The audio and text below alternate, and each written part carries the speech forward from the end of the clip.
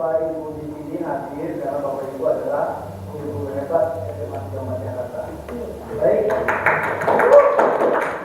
Di sini ya saya akan mempresentasikan masalah budaya positif.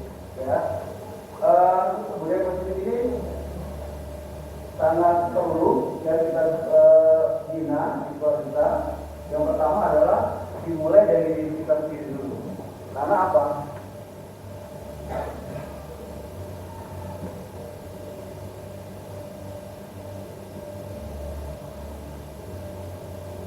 Ya, karena apa? Segala sesuatu ya yang kita tanamkan ke murid, kita pada saat ini harus dimulai dari kita sendiri. Kita tidak boleh langsung menginstruksikan segala sesuatunya atau supaya murid menjalankan instruksi kita tanpa kita melakukan atau memberikan contoh kepada murid kita. Nah, di sini adalah sekolah diibaratkan sebagai tanah tempat bercocok tanam, sehingga guru harus mengusahakan sekolah jadi lingkungan yang menyenangkan, menjaga dan melindungi murid dari hal-hal yang tidak baik. Dengan demikian karakter murid tumbuh dengan baik. Sebagai contoh, murid yang tadinya malas menjadi semangat, bukan kebalikannya.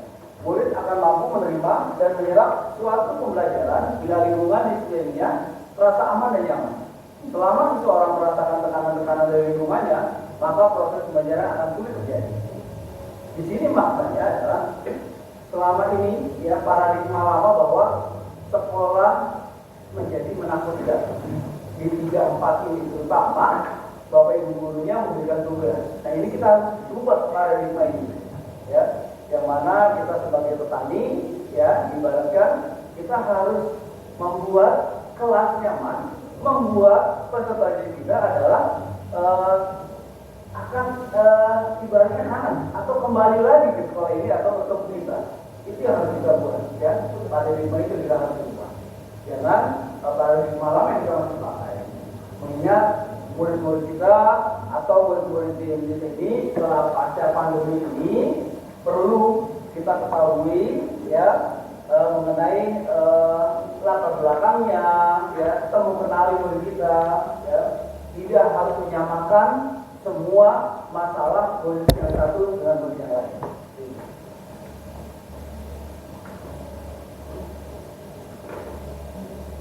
Ya.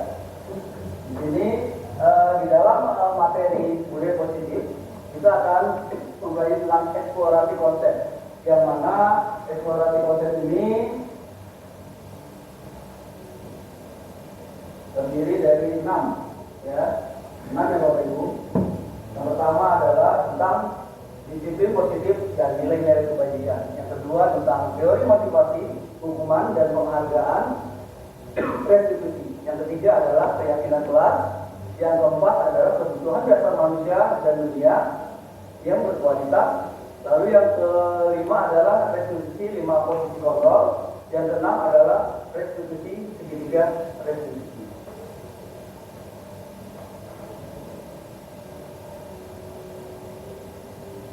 Ya, kita bahas yang pertama mengenai disiplin positif dan nilai-nilai kebajikan universal. Dalam budaya kita, makna kata disiplin dimaknai menjadi sesuatu yang dilakukan seseorang pada orang lain untuk mendapatkan kepatuhan. Kita cenderung menghubungkan kata disiplin dengan ketidaknyamanan. Lalu, Ki Hajar Dewantara dalam pemikiran konsepsi keteladanan 3 merdeka, kita menerima menjelaskan di mana ada kemerdekaan, disitulah harus ada disiplin yang kuat.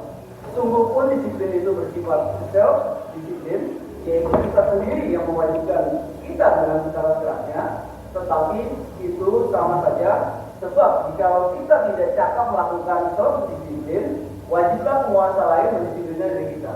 Dan peraturan demikian itulah harus ada di dalam suasana yang merdeka. Itu menurut Ki Hajar Dewantara. Sebagai pendidik, tujuan kita adalah menciptakan anak-anak yang memiliki disiplin diri sehingga mereka bisa berperilaku dengan mengacu pada nilai-nilai kebajikan universal dan memiliki motivasi intrinsik bukan ekstrinsik. Nah, ini ya tujuan kita. Kalau masih di dalam pengertian Bapak Ki Hajar Dewantara, ya di sini selain ya di sini ada tulisannya adalah berdisiplin diri kita selain dari dalam diri sendiri, tetapi harus juga butuh bantuan dari orang lain untuk disiplin kita. Nah, sementara tujuannya adalah kita harus menyadarkan peserta didik kita untuk dari dalam diri. Jadi itu yang lebih mengena dibanding harus melalui orang lain. Perubahan nilai disiplin positif ini dan nilai disiplin universal harus kita terapkan di SMP 3 ini, mengingat masih banyak rekan-rekan kita yang belum mengerti atau dalam hal disiplin positif dan nilai kebajikan universal. Banyak peserta didik kita yang kadang-kadang mengeluh, lalu kadang-kadang bicara di luaran, di depan kita oke, tapi di luaran bicaranya tidak sesuai dengan di depan kita.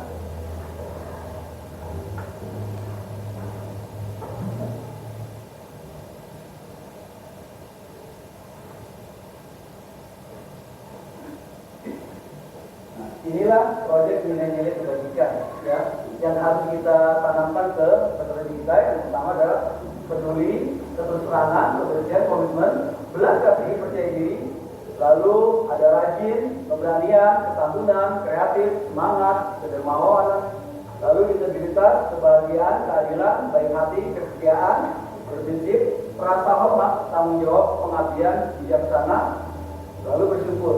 Nah, dari proyek nilai kebajikan ini masih kita temukan strategi kita yang belum semuanya mencakup nilai-nilai kebajikan yang ada di dalam dirinya.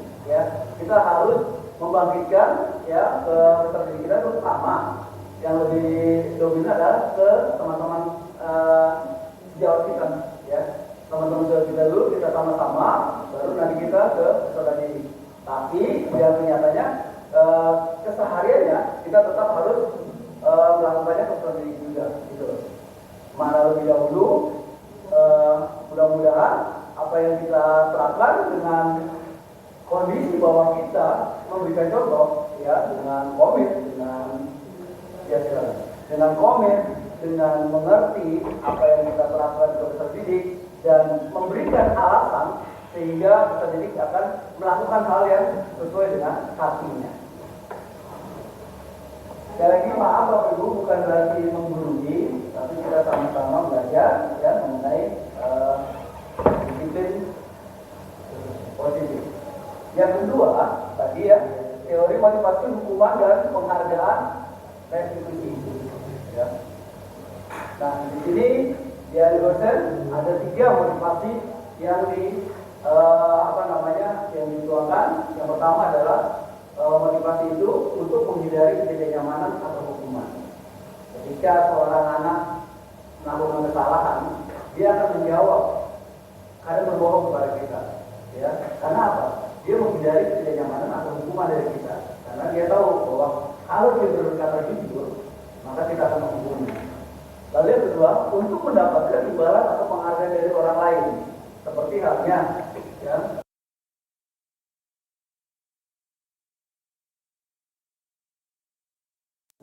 datang telat, saya akan memberikan hadiah, ataupun kalau juara, saya akan memberikan hadiah, seperti itu. Lalu yang ketiga, untuk menjadi orang yang mereka inginkan dan menghargai diri sendiri dengan nilai-nilai yang mereka percaya. Nah, di sini kita menciptakan atau membuat peserta didik kita menghilangkan yang 1.1 dan 2, tapi kita mengarahkan peserta didik kita untuk poin yang ketiga, yaitu untuk menjadi orang yang mereka inginkan dan menghargai diri sendiri. Menghargai diri sendiri dengan nilai yang mereka percaya, dalam artian ketika mereka melakukan hal yang benar-benar positif, mereka akan secara otomatis menjadi kebiasaan atau karakter. Seperti halnya tidak dapat terlambat, lalu yang kedua adalah menjaga kebersihan kelas, itu secara terus-menerus mereka akan lakukan, dan tentunya mereka itu akan secara otomatis akan menghargai orang lain selain menghargai diri sendiri serta nilai yang mereka percaya. Nah, tujuan disiplin positif adalah menanamkan motivasi yang ketiga pada murid-murid kita, yaitu untuk menjadi orang yang mereka ingin. Tadi disebutkan Untuk apa namanya teori motivasi ini yang menurut Jan Kursen kita memilih yang ketiga, ya.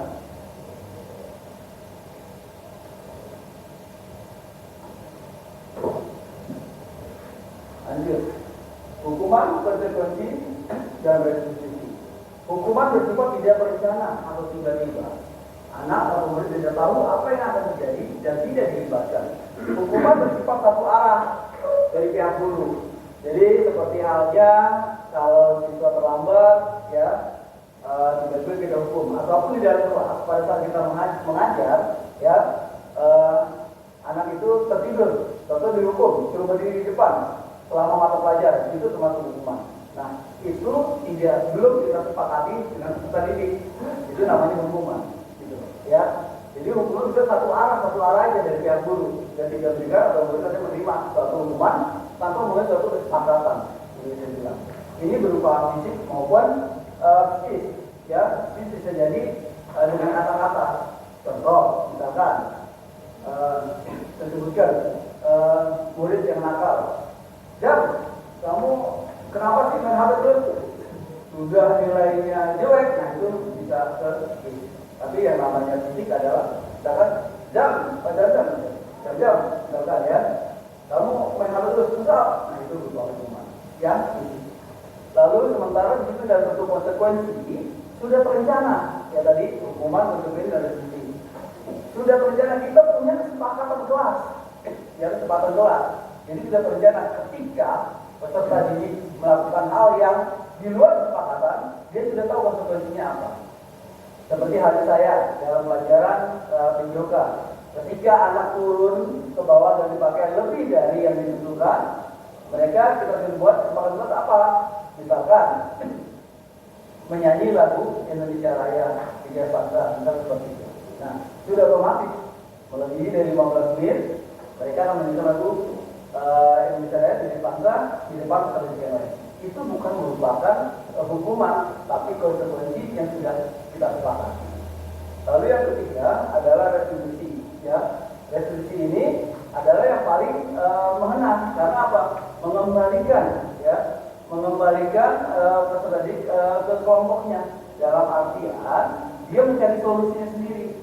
Bagaimana ketika peserta didik itu melakukan kesalahan, solusinya gimana yang terbaik gitu. Dari restitusi ini mereka akan menjawab, dia akan menemukan sendiri solusi yang terbaik untuk tidak mengulangi kesalahan tersebut dan bisa kembali ke kelompoknya.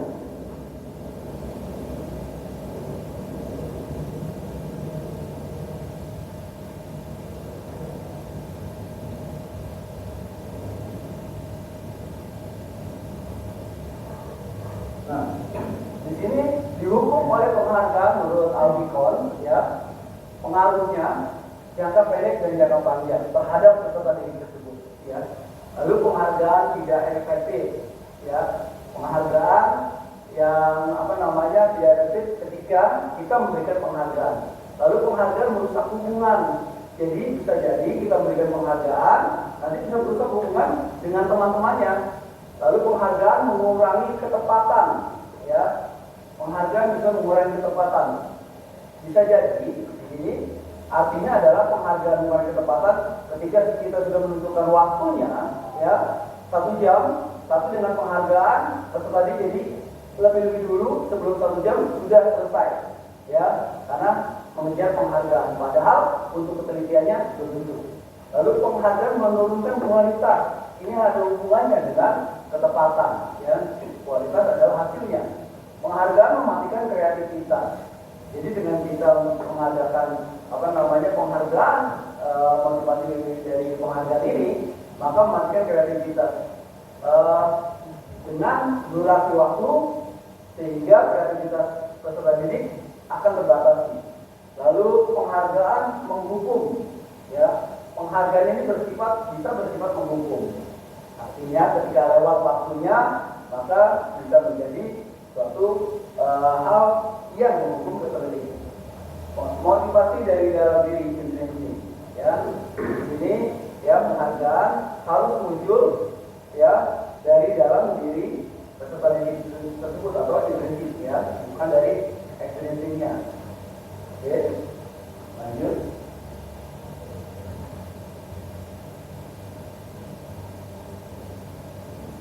Nah, tadi restitusi ya, tadi sudah saya sebutkan bahwa proses dengan kondisi bagi peserta untuk memperbaiki kesalahan mereka sehingga mereka bisa kembali pada kelompok mereka. Yang tadi ini ya, restitusi mengenai apa namanya, dia bisa menemukan solusinya sendiri. Nah, ciri-ciri restitusi bukan untuk menebus kesalahan, namun untuk belajar dari kesalahan. Di sini ketika murid berbuat salah, guru tidak mengarahkan untuk menebus kesalahan dengan membayar sejumlah uang, memperbaiki kerugian yang timbul, atau sekedar minta maaf. Karena kalau fokusnya ke sana, maka murid yang berbuat salah akan fokus pada tindakan untuk menebus kesalahan dan menghindari ketidaknyamanan yang bersifat eksternal, bukannya pada upaya perbaikan diri yang lebih bersifat internal. Biasanya setelah menebus kesalahan, orang yang berbuat salah akan merasa sudah selesai dengan situasi itu sehingga mereka merasa lega dan seolah-olah kesalahan tidak pernah terjadi. Ini ya, restitusi bukan untuk menebus kesalahan, namun untuk belajar dari kesalahan. Nah, kalau dianggap sebagai menebus kesalahan ini artinya, ya, tapi harus setelah itu kita ciptakan untuk belajar dari kesalahan sehingga tidak mengulangi kesalahan yang sama berikutnya.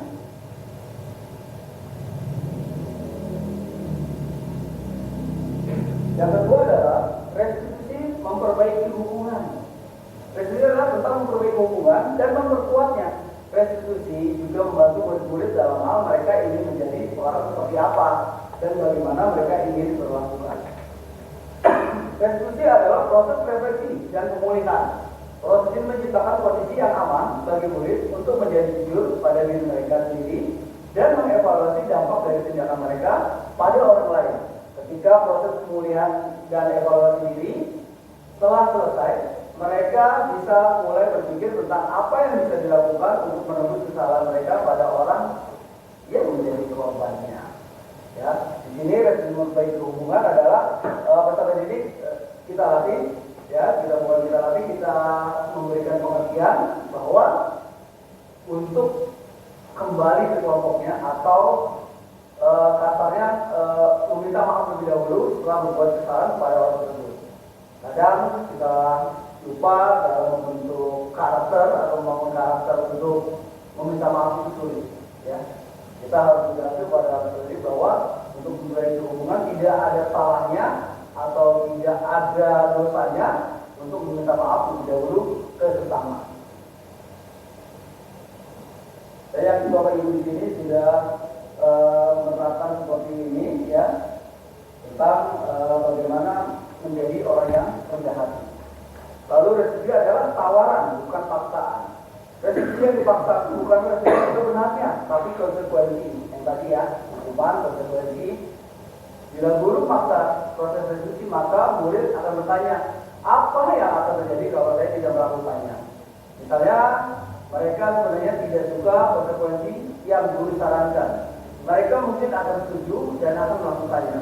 Tapi karena mereka menghindari ketidaknyamanan atau menghindari kehilangan kebebasan atau diasingkan dari kelompok, mereka akan percaya kalau mereka menyakiti orang, maka mereka juga tersakiti. Maka mereka pikir itu impas. Seorang anak yang memukul temannya akan mengatakan, kamu boleh pukul aku balik, jadi impas. Ya, ini adalah ya menciptakan adalah tawaran, bukan paksaan. Kalau paksaan, ya seperti yang tadi dituliskan bahwa mereka harus memaksa, ya. Padahal restitusi ini adalah bukan paksaan, tapi menawarkan berbuat menjadi lebih baik lagi.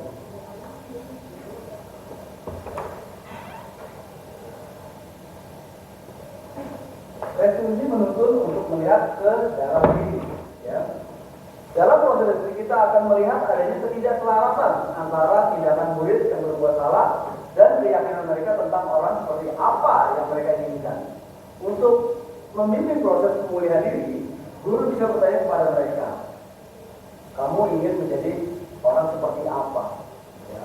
Lalu kamu akan terlihat, terdengar, dan terasa seperti apa kalau kamu sudah menjadi orang yang seperti itu. Apa yang kamu percaya tentang bagaimana harus melakukan orang lain. Nah, ini ya, ciri resepsi ini sampai ke resepsi menuntut untuk melihat ke dalam diri bahwa kita harus menggali pertanyaan ke peserta didik sehingga terjadi komunikasi. Selama ini kita selalu menyalahkan murid aja, ya. Tapi kita tidak tahu dengan komunikasi seperti santai seperti ini nih, dengan pertanyaan-pertanyaan seperti ini, maka murid akan lebih terbuka. Sehingga kita bisa tahu permasalahannya apa murid ini berbuat seperti ini.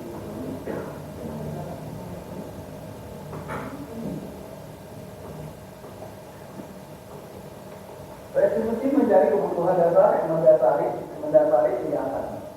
Untuk berbeda dari evaluasi diri ke restitusi diri, penting bagi murid untuk memahami dampak dari tindakannya kepada orang lain. Kalau murid paham bahwa setiap orang memiliki kebutuhan dasar untuk dilindungi, hal ini kan sangat membantu. Sehingga jika murid melakukan kesalahan, mereka akan menyadari kebutuhan apa yang sedang mereka coba penuhi. Demikian juga kebutuhan orang lain. Ya. Di sini restitusi intinya itu mencari kebutuhan dasar yang mendasari tindakan.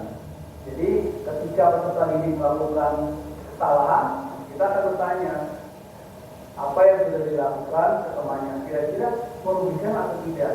Ketika kamu jadi korbannya, di mana yang dirasakan? Gitu. Kita balik seperti itu.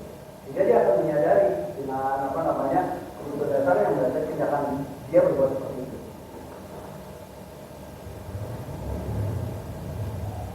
Saya lanjut saja Bapak Ibu ya, karena waktunya ini.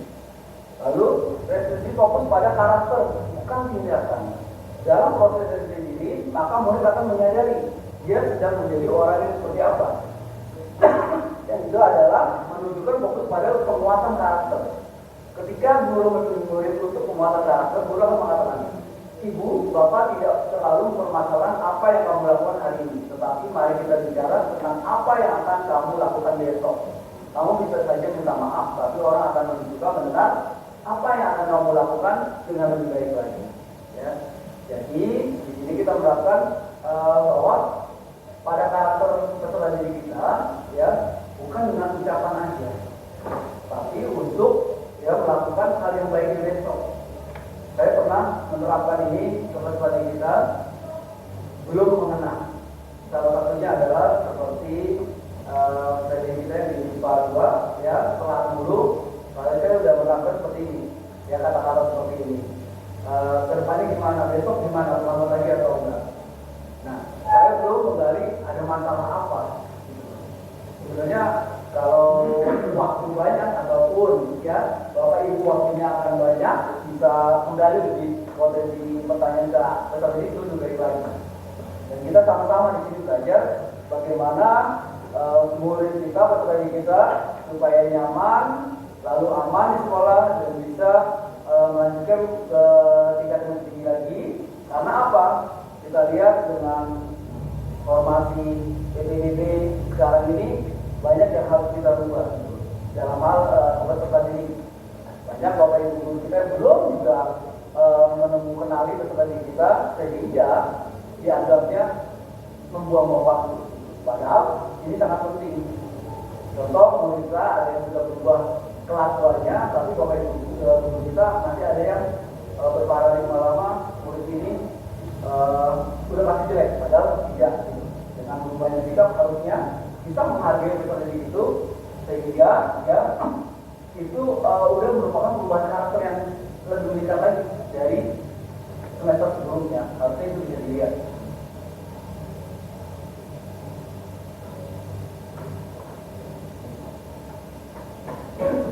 Jadi restitusi adalah restitusi memuaskan. Bisakah momen ketika murid melakukan kesalahan menjadi sebuah momen yang baik? Jawabnya tentu bisa. Ya. Asalkan dia bisa belajar dari kesalahan itu. Apa maksud dari kalimat kita bisa lebih kuat setelah kita belajar dari kesalahan? Lebih kuat di sini maksudnya bukan menekan perasaan kita dalam-dalam. Kuat di sini artinya menyadari apa yang bisa murid ubah dan murid benar-benar mengubahnya. Guru bisa bertanya, apa yang dapat kamu buat dari diri sendiri? Bagaimana kamu akan berubah? Ini juga menyangkut dalam nanti restitusi segitiga, ya segitiga restitusi. Ya, ini menguatkan kita ke sana nanti arahnya ke dalam poin yang kedua. Ya, hal yang pertama adalah yang tadi menstabilkan, yang kedua nanti akan ini berhubungan adalah ke segitiga restitusi. Ya.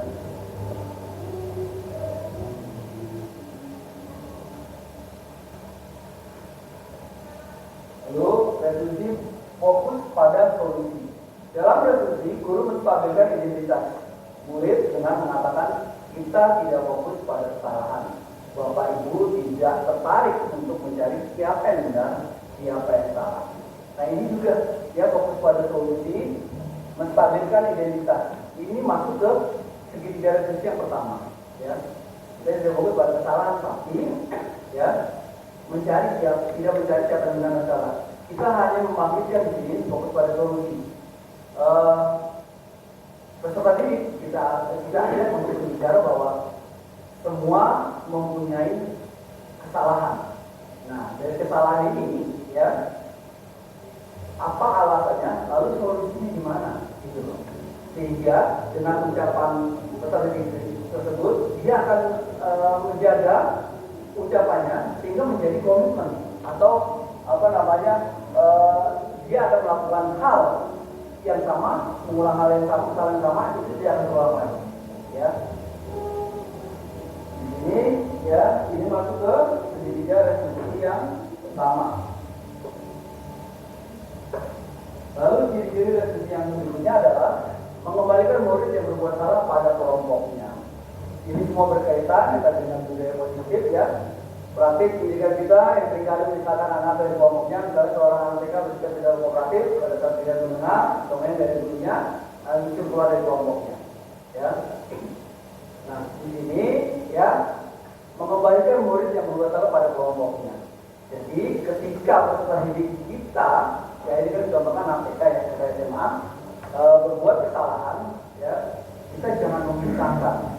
Ya, dalam artian memperlakukan peserta didik tersebut ya di depan teman-temannya ya itu bisa mempermalukannya, tapi ya kita harus bisa setelah masa pelajaran kita berakhir kita memanggil peserta didik itu lalu mencari alasannya kenapa dan bisa mengembalikannya ke kelompoknya dengan cara apa? Dengan cara nanti yang ketiga restitusi yang terakhir adalah untuk tentang tujuan akhirnya itu misalkan peserta didik tersebut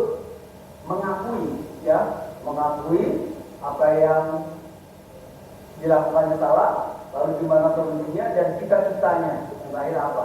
Nah setelah kita tahu cita-citanya ini dia akan kembali lagi ke kelompoknya. Oh iya, dalam artian ini tidak akan berbuat lagi, dia akan gabung kelasnya, lalu menggapai cita-citanya. Itu merupakan bagian dari kita mengembalikan ke kelompoknya.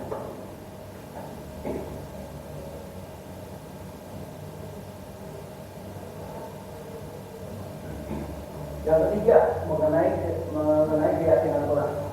Ya di sini nilai-nilai keselamatan atau kesehatan inilah yang kita sebut sebagai suatu keyakinan, yaitu nilai kebajikan universal yang disepakati secara tersirat dan tersurat lepas dari latar belakang suku, negara, bahasa maupun agama. Inilah keyakinan kelas. Ya. Lalu di sini ada keyakinan sekolah, ya, mengenai disiplin, religius, peduli lingkungan dan toleransi. Ini bisa kita adopt, ya, menjadi keyakinan kelas. Nah ini secara umumnya nanti kita pindahkan ke keyakinan kelas, yang mana keyakinan kelas kita sepakati sebagai wali kelas, ya, di dalam kelas sebelum mulai tahun ajaran, ya, tahun ajaran baru dimulai, kita akan buat keyakinan kelas.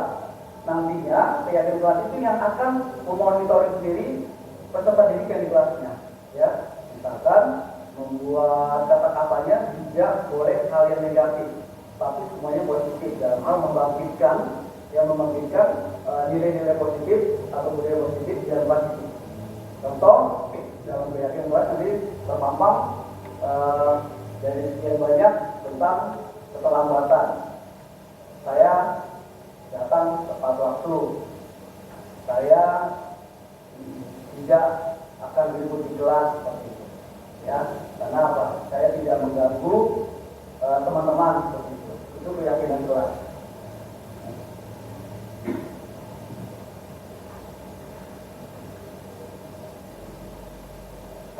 Nah, bentuknya ya tadi saya bilang itu bersifat lebih abstrak daripada peraturan yang lebih tinggi dan konkret. Yang berupa pernyataan-pernyataan universal, pernyataan garis besar yang tadi saya sebutkan ya. Kita lanjut.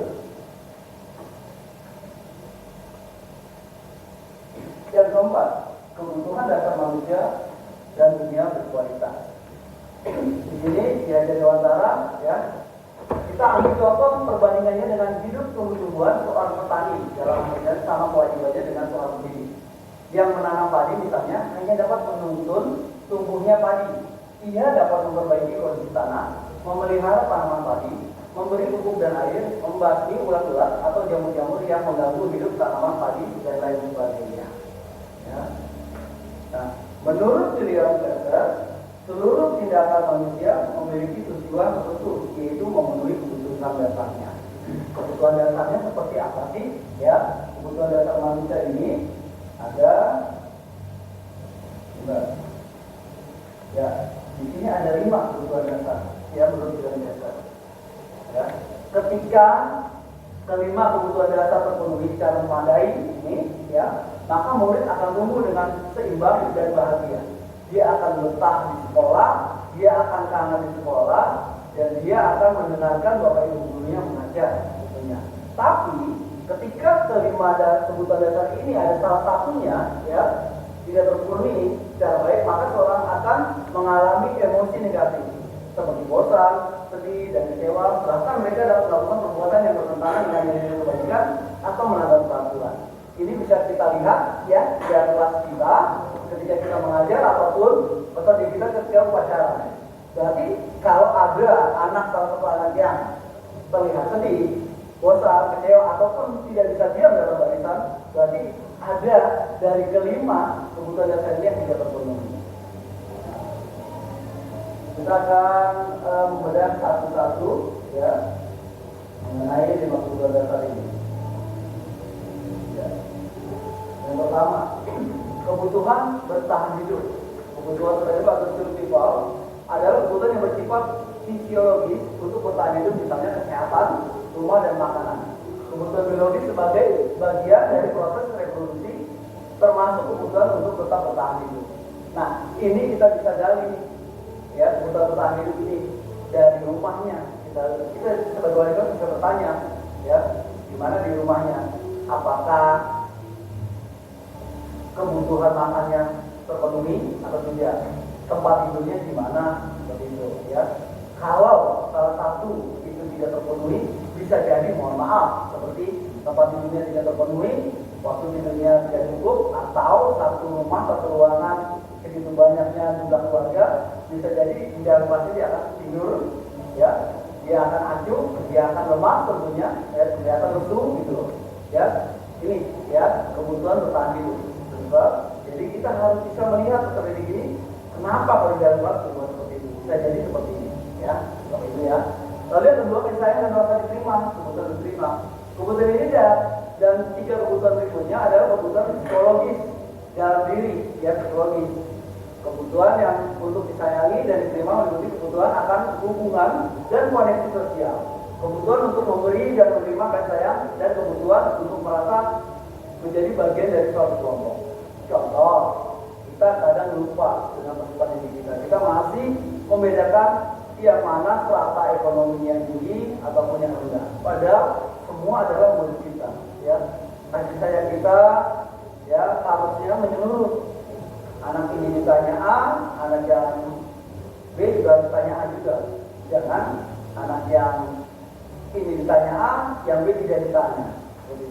Nah, ini bisa menimbulkan cemburuan nantinya, dan ditimbulkannya nanti dia akan berulang gitu, akan berulang mengulangi kesalahan seperti keterlambatan ataupun ditelanjang diulang ya, itu bisa terjadi Bapak Ibu ya. Jadi di sini kita sebagai wali kelas atau guru pengajar, kita juga harus rasa kasih sayang ini, ya, dan rasa diterima ini peserta didik harus menyeluruh. Jangan hilang dedikasi, ya, sehingga murid kita bisa membaca kondisi kita. Ya, kita harus profesional ini. Lalu penguasaan atau kebutuhan pengasuhan atau kemampuan. Kebutuhan ini berhubungan dengan kekuatan untuk mencapai suatu menjadi kompeten, menjadi tampil, lalu diakui atas prestasi dan keterampilan kita didengarkan dan memiliki rasa harga diri. Ya. Di sini kita juga ketika peserta didik membuat prestasi, kita juga memberikan respon yang baik atau memberi apa ya itu pada dia menghargai murid, apresiasi, ya, sehingga murid tersebut, ya, akan merasa dihargai gitu, ya. Ini termasuk, ya, dalam penguasaan. Lalu kebebasan, kebutuhan akan pilihan. Kebutuhan untuk bebas adalah kebutuhan akan kemandirian, otonomi, memiliki pilihan dan mampu mengendalikan arah hidup seseorang, anak-anak dengan kebutuhan kebebasan yang tinggi, menginginkan pilihan mereka, perlu keyakinan, bergerak, ya, keyakinan bergerak. Nah di sini, ya, peserta didik kita membutuhkan kebebasan. Kebebasan di sini adalah pilihan, ya. Kita jangan memaksakan dalam hal masih ada kita di kursilas itu IPA dan IPS, ya. Kalau memang anak ini tidak bisa IPA, maka kita harus, ya, menyediakan untuk waktunya seperti halnya permainan yang dipakai IPS itu perpindahan itu iya, perpindahan di takminah disediakan. Jangan sampai nanti masuknya IPA terus IPA, belum tentu gitu loh. Ya, bisa jadi anak peserta ini ketika masuk ke IPA waktu yang jelas itu, ya, tidak tidak bisa mengikuti pelajaran IPA, dia tetapnya di PS. Sama seperti kurikulum merdeka ini, nanti pilihan di kelas 11-nya, ya, biarkan mereka bebas, kita mengarahkan kamu nilainya paling dominan ini, harusnya masuk ke jurusan ini seperti itu. Ya, kita harus mengarahkan seperti itu juga, bukan berarti kebebasan yang bebas-bebasnya. Gitu. Lalu kesenangan, kebutuhan untuk merasa senang. Di sini kebutuhan akan merasa kesenangan adalah kebutuhan untuk mencari kesenangan bermain dan tertawa. Ya, bayangkan hidup tanpa kenikmatan apapun tak memujikan. Ya, yang tadi saya ulangi lagi mengenai bertahan hidup, ini ada hubungannya, Bapak Ibu, ya.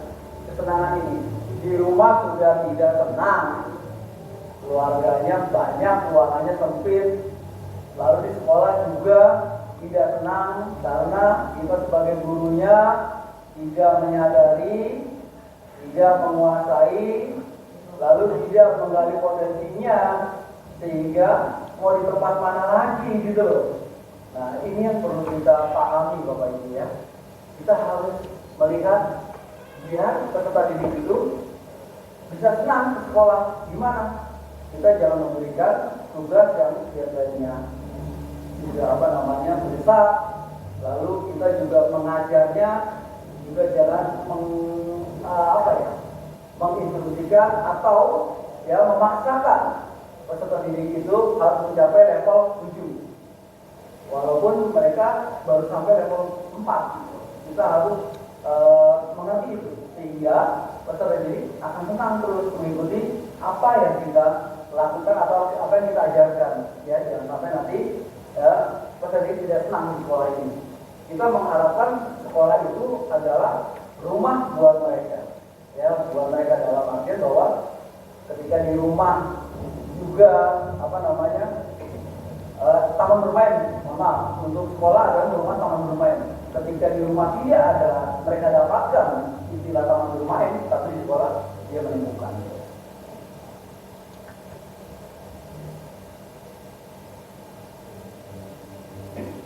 Ya, dunia berkualitas. Dunia Anda adalah tempat khusus dalam pikiran Anda. Tempat Anda menyimpan gambaran representasi dari semua yang Anda inginkan. Bisa berisi orang-orang, hal-hal, apa saja yang terbaik dalam hidup Anda dan membuat Anda merasa bahagia dan terpenuhi tujuan dasar Anda. William Gator menyebutkan seperti macam album foto. Ya, karena kita punya album foto melihat ya yang berkualitas kita dulu seperti gimana, ya tentunya ya yang prestasi ataupun senang, ya. Lalu berapa hal saja yang sangat signifikan dan benar-benar terbaik dalam hidup Anda yang membuat hidup Anda menjadi lebih bermakna. Ya. Kebutuhan dasar bersifat lebih umum dan universal, sedangkan dunia berkualitas lebih unik dan personal.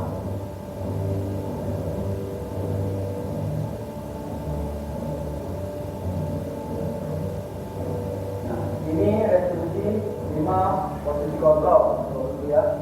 Dan kemudian dalam dunia restructuring goal discipline mengumumkan bahwa guru perlu meninjau kembali penerapan disiplin di dalam ruang-ruang kelas mereka selama ini. Apakah telah efektif, apakah berpusat, memerdekakan dan memandirikan murid, bagaimana dan mengapa? Melalui serangkaian riset dan berdasarkan pada teori kontrol, perbedaan Gator berkesimpulan ada 5 posisi kontrol yang diterapkan seorang guru, orang tua ataupun atasan dalam melakukan kontrol. 5 posisi kontrol tersebut adalah penghukum, pembuat rasa bersalah, teman, pemantau, dan manajer. Ya, jadi bukan di guru aja, orang tua ataupun atasan juga harus melihat resolusi ini, ya, di posisi mana mereka. Ya, di sini kita bahas satu-satu mengenai penghukum. Ya, di sini seorang penghukum bisa menggunakan hukuman fisik maupun verbal. Ya, tadi yang saya bilang di awal, ya, penghukum fisik, push up, verbal adalah kata-kata yang menyakitkan, tentunya ada memojokkan. Ya, ini udah kita harus hapus, ya, di sini. Kita bukan lagi sebagai penghukum. Lalu membuat merasa bersalah. Ketika kita untuk memotivasi murid dengan alasan, ya, dengan alasan bahwa kita nanti akan diomeli atau dimarahi pimpinan kita, itu juga tidak baik nantinya. Lalu sebagai teman, ya, guru baru ini tidak akan menyakiti murid, benar, namun akan tetap berupaya mengontrol murid melalui persuasi. Posisi teman pada guru bisa negatif ataupun positif. Ya, positifnya tentunya terjadi komunikasi yang baik, ya, yang berjalan searah dalam artian 2 arah, ya, komunikasinya murid dengan guru, dia bisa lebih terbuka. Tapi di sisi negatifnya adalah dia bisa nanti menganggap kita sebagai teman biasa, seperti halnya bicara tidak ada batasnya, menyebutkan nama, misalkan tadinya menyebutkan bapak atau ibu kita atau lu, nah, seperti itu, ya. Ini juga yang dinamakan yang ketika berteman ada yang negatifnya. Lalu memantau berarti mengawasi. Pada saat kita mengawasi, kita bertanggung jawab atas perilaku orang yang kita awasi. Nah, ini juga hanya sebagai porsi, ya, istilahnya gitu, ya, memantau aja, tapi actionnya masih kurang. Dalam artian dia kurang mencontohkan untuk yang lebih baik. Nah, ini yang terakhir adalah manajer. Posisi terakhir itu manajer adalah posisi di mana guru berbuat sesuatu bersama dengan murid, ya, mempersilahkan murid mempertanggungjawabkan perilakunya, mendukung murid agar dapat menemukan solusi atau permasalahan. Ini yang kita tuju, Bapak Ibu, ya. Setelah kita belajar tentang budaya positif, maka kita di dalam posisi kontrol ini kita harus wajib menuju kemana? Mengingat perkembangan murid kita. Sekarang kita masuk ke kurikulum merdeka, lalu profil pelajar Pancasila, kita harus menjadi posisi kontrol kita ada sebagai manajer, ya. Jangan sampai nanti kita balik lagi kemarin di paradigma lama. Ini juga paradigma lama, sama teman juga yang selama ini mungkin saya bisa di posisi ini, tapi saya berusaha untuk ke manajer sekarang ini, ya, dimana nanti murid tidak akan takut gitu ke kita, ya. Nah, Bapak Ibu, saya yakin di 34 ini bisa menjadi manajer semua, ya. Karena Bapak Ibu adalah orang-orang hebat di sini.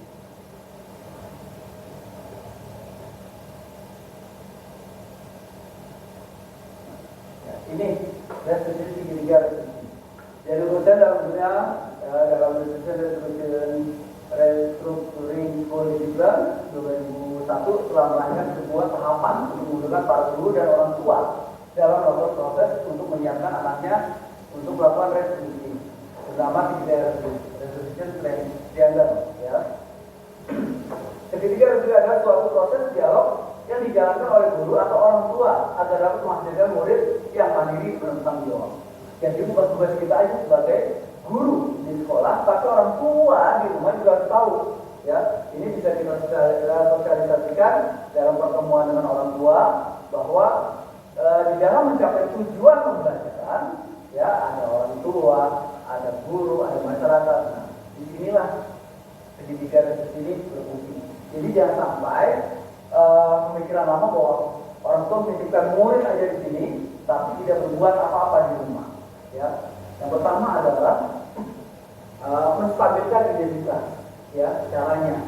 Lalu yang kedua adalah validasi tindakan yang salah, yang tidak menanyakan keyakinan. Nah, keyakinan ini berhubungan dengan keyakinan yang sudah kita buat atau keyakinan kelas yang sudah kita sepakati. Ya.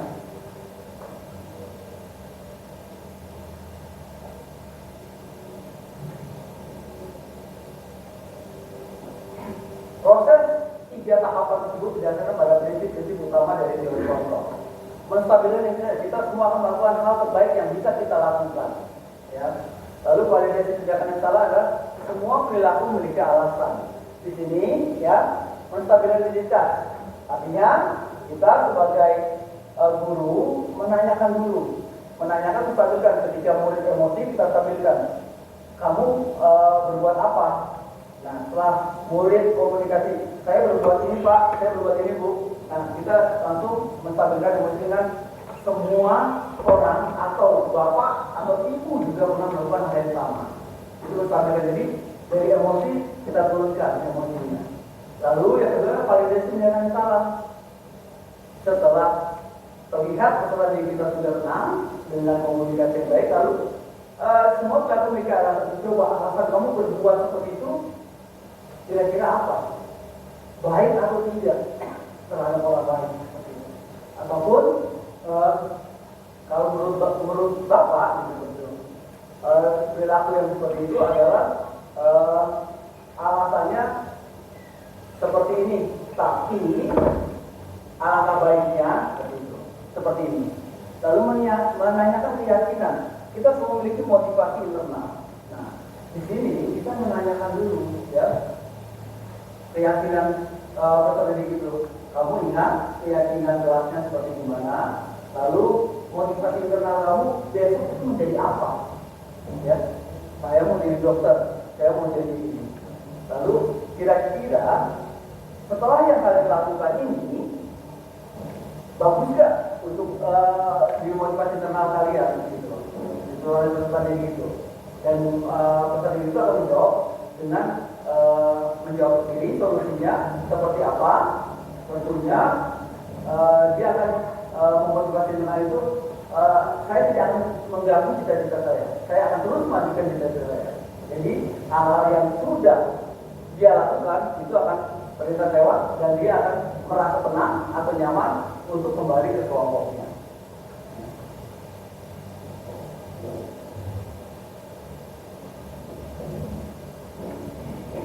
Ya, ini yang menstabilkan tadi sudah ya saya jelaskan mengenai yang tadi untuk melanggar peraturannya seperti apa. Lalu yang kedua mengubah pandangan tadi ya, tiga mengenai keyakinan.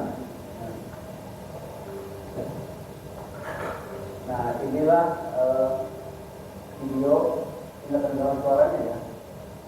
Saya bicara dengan mungkin Bapak Ibu tahu siapa tadi ini ya, sering terlambat sehingga dia bisa mencari solusinya.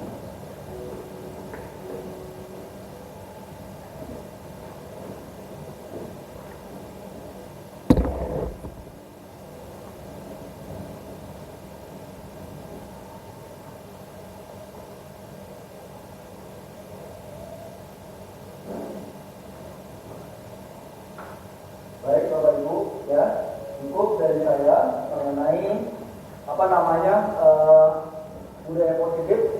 Mudah-mudahan ya dari sini kita bisa menularkan teman-teman kita yang lain yang tidak ada di sini, dan kita dengan prinsip tergerak sudah ya, tergerak dalam artian kita sudah mengikuti atau berusaha mendaftar di CGP, itu tergerak namanya, atau tergerak ini bisa jadi mengikuti materi ini dan bisa mempraktikkan lalu bergerak ya. Bergerak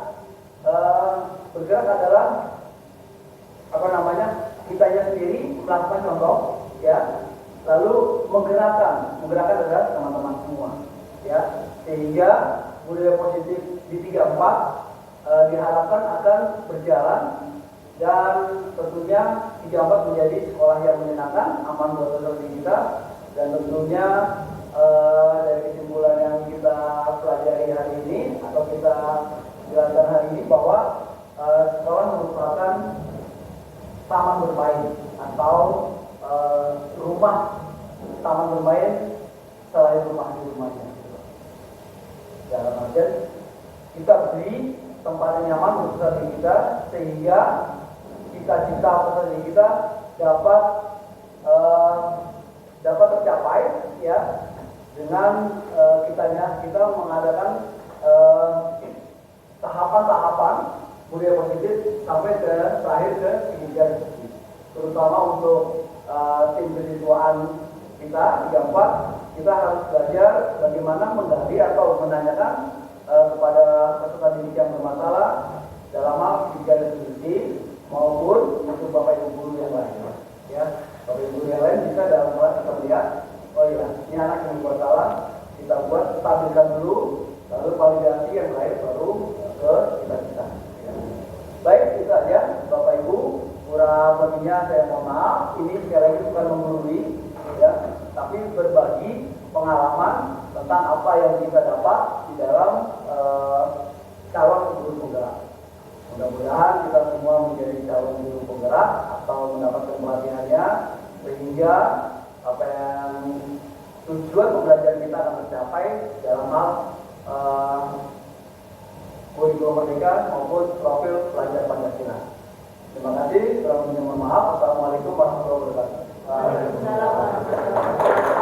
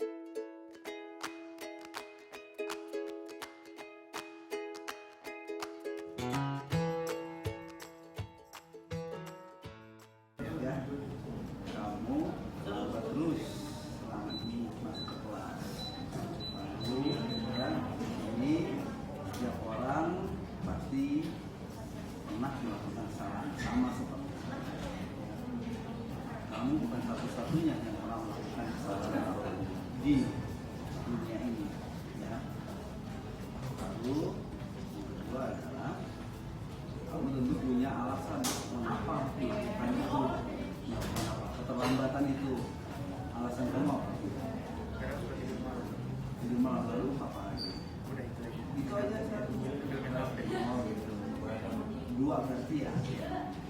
Adakah cara yang lebih efektif untuk mendapatkan apa yang kamu butuhkan? Misalkan ya mengatasi masalah itu dari apa namanya tidur malam itu, paginya misalkan menyalakan alarm. Adakah orang tua kamu di rumah? Ada. Siapa aja? Ada. Dulu. Sudah dekat dengan kamu, ibu kamu. Ada ya, apa yang juga ada dua ya opsinya ya. Nanti saya akan namanya bisa nomor hati kamu, mengingatkan kamu untuk supaya membangun kamu pada saat pagi hari selamat pagi. Ya, lalu yang terakhir adalah keyakinan kelas apa yang telah kita sepakati, misalkan kalau terlambat ya kamu keyakinan kelasnya apa, apa konsekuensinya.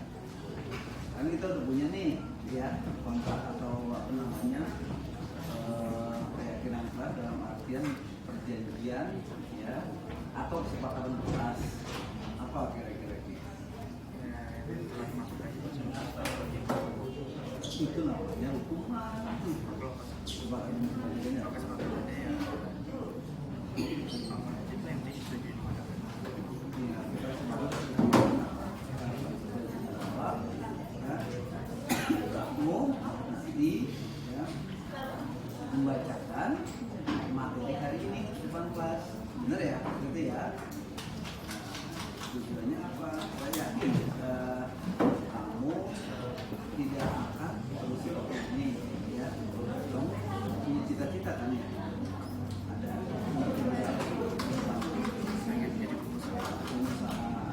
pengusaha kan berarti dimulai dari disiplin gitu ya. Kamu keyakinan kamu sekarang apa sehingga bisa menciptakan cita-cita kamu siapa ya? Lebih disiplin dalam waktu, Terus tidak menunda-nunda. jadi kedepannya Depannya harus bisa lebih baik lagi. waktu gitu. Bisa lebih baik lagi. Makasih ya Tia.